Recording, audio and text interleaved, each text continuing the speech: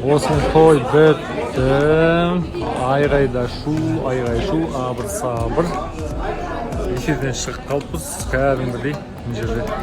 Енді қазір кешкі тамақты ішіп алып, сонымен үйге қайту керек.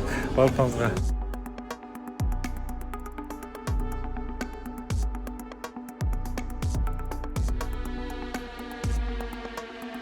Шүкір Алла.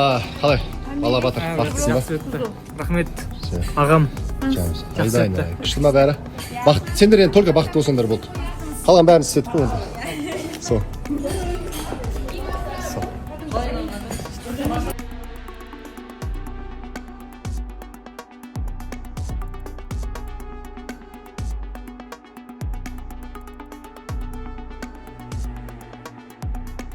Ал біздің бүгінгі тойдың иегерлері Аида және Нұрдәулет. Құтты болсын тойларың. Қалай ощущение? Күшті. Да? Келіндік нені сезініп жатсың ба? Да? Пока білінбейді ол потом. Жұп сияқты жүрміз дейміз. Да, со временем күшті болып тұрсың. Красотка. Еще көйлегің қазір ма? Ендір көйлегі. Болды сол ғана. Мына жақта папасы отыр. И мен өзім тұрмыстайын. Нехталмен отыр. Пока сырқаларым тағып жатыр. Может, апыр-топыр дайындалдық. Не керек?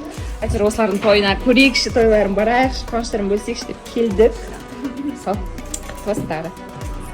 Айнада стар сүрмеген қай заман. Саған қанша істер? Маша болып түсіріп жатырмын. Бірінші рет осындай образдан бүгін. Негізі фиолетовый болған. Дресс-код, бірақ менде кәмеші болғаннан кейін фиолетовый жоқ. Сонымен осындай бордовый кидім. Еще модадағы түс. Фенде енді ыңғайлысы өзіме көп таба алмайсың негізі кірмешелерді. Енді түсініп отырмын, кірмеше киім іздейді ғой, менен көп әйелдер.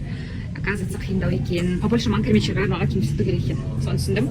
Вот, мен осыны розовый киген болатын. Кім есінде емес, ұйықтап кезінде. Бірақ ода